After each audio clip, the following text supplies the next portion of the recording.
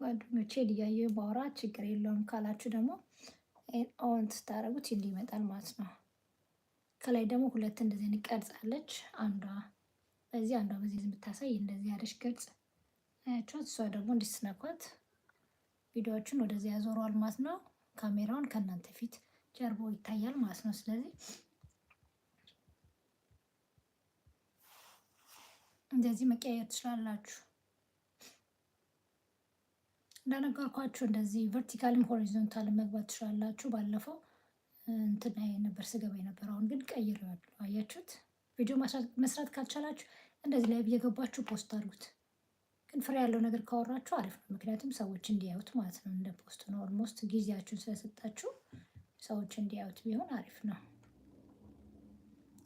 ብዙ ቦታ ላይ ጸጥ ባትሉ አንዳንድ ሰዎች መጥተው አሁን ከታች ምንድነው ምናምን ይሏችኋል። ግን እናንተ ማውራት አለባችሁ። ማሰብ ያለባችሁ ቪዲዮችሁ ባለ ፖስት ሲደረግ ጸጥ የሚለው ፓርት ይበዛል ማለት ነው። ስለዚህ ማንም ያው ሰው አይኖርም፣ ኢንተረስት አይኖረውም። ስለዚህ ያመጣችሁትን ቶፒክ ሳትረሱ ቶሎ ቶሎ ስለዛ ቶፒክ ማውራት ማለት ነው።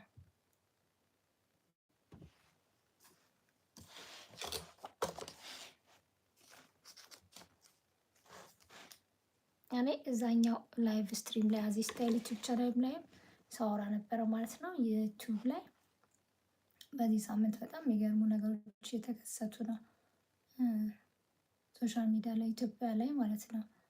ሰው አንድ ሶስት ሰዎች ናቸው የተጣሉት ይመስለኛል። አዶን ነው እኔ ብዙም ስለማላያቸው ቲክቶከሮች ናቸው የሚመስለኝ። የሆነ ግዝግብ አለ በእነሱ መካከል እና ሌላው ህዝብ ደግሞ የእነሱ ነገር የተከተለ ቫይራል የወጣ ነገር ሲባል እንደ ትርኪ ምርኪ ይዞ ማውራት አይደለም። ግን በእውነት ለመናገር ከእነሱ ጋር በጭራሽ በእድሜም ባሰበን በምንም አይገናኝም። ሰው ስለእነሱ ያወራል ቁጭ ብሎ ማለት ነው። እና ብዙ ሰው የታዘብኩበት ኢትዮጵያ ውስጥ ብዙ የሚወራ ታሪክ አለ፣ ብዙ የሚያሳስብ ነገር አለ በአሁኑ ሰዓት ማለት ነው። ሶስት ቲክቶከሮች ተጣሉ፣ ተጣረቁ። ይሄን ያህል የሚዲያ የትልቅ ሚዲያ ኢሹ መሆን አለበት ብዬ አልገምትም ማለት ነው። ኢቨን ዜና የሚያወሩ ድርጅቶች የሚያወሩ እና ሀበሻ ምናምን ሁላ ሲያወሩ ይገርመኛል።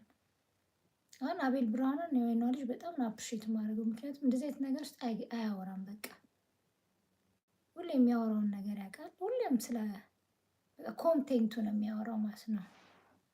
ገንዘብ ተገኘ ምናምን ብሎ አያወራም። በፊት ዜናው ላይ አንዳንድ ነገር የፖለቲካ ሳለ ዜናው ላይ ይጨምር ነበር። አሁን ደግሞ አቁሟል። ትላልቅ አሜሪካን ሀገር ላይ ያሉ የዜና አውታሮች በቀን በጣም ከብዙ ሺህ በላይ ቪዲዮ ፖስት የሚያደርጉ ስለ ቲክቶከሮች ላይፍ አንስተው ተታረቁ፣ ተጣሉ ብሎ ሲያወሩ በጣም ነው የሚገርመኝ።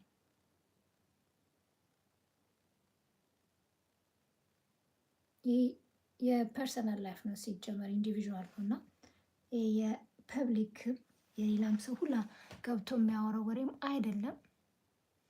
አሮን ብቻ ሰው ለምን እንደዚህ እንደሚያወራ አንዳንዱም ደግሞ ይሳደባል። የአንድ ወገን ሆኖ አንዱን እንትን ይላል፣ አንዳንዱ ደግሞ ወደ ዘር ይወስደዋል። በቃና ይህ ዲጂታል ፊንገር ፕሪንት ይባላል። እዚህ ጋር የምናስቀምጠው ነገር ዛሬ ማለት ነው። ዲጂታል ላይ የምናስቀምጠው ነገር መቼም አይሄድም። ገባችሁ አይደለ?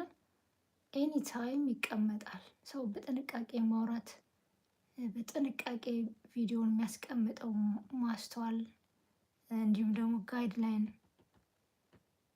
ያሉበት ያለ ምክንያት አይደለም ማለት ነው። እንደውም ባይኖር ሰው ሌላ ነገር ሁላ ነው የሚያደርግ ይመስለኛል። የራሳቸው ፕላትፎርሞች እንትን ባይኖራቸው፣ ገደብና ጋይድላይን ባይኖራቸው እንደፈለጉ ነበር ሰዎች የሚሆኑት ማለት ይቻላል። ግን አንዳንዴ ስትራይክ ያደርጋሉ። በቃ የሚከለክሏቸው ነገሮች አሉ። ይሄን አታርጉ፣ ይሄን እንደሱ ባያደርጉ ሰው ለተነስቶ ብዙ ነገር ሊያደርግ ይችላል። እና ሰውን በቃ ስራ የብሎ ጠዋት ተነስቶ አሜሪካ ነገር የሚኖሩ ሰዎች ይህ ስራ በዛበት ላይፍ እንዲህ በተባለበት ሀገር ላይ ቁጭ ብሎ እንደዚህ ሆነ ጃኒ በዚህ ወጣች እንትና በዚህ ወጣ እንትን ወይኔ በጣም ነው እኔ አላቅም። የሰውን ፍላጎት ቫይራል የወጣ ነገር እናውራ መሰለኝ ሰው ሁላ ተነስቶ ያ ገብቶኛል።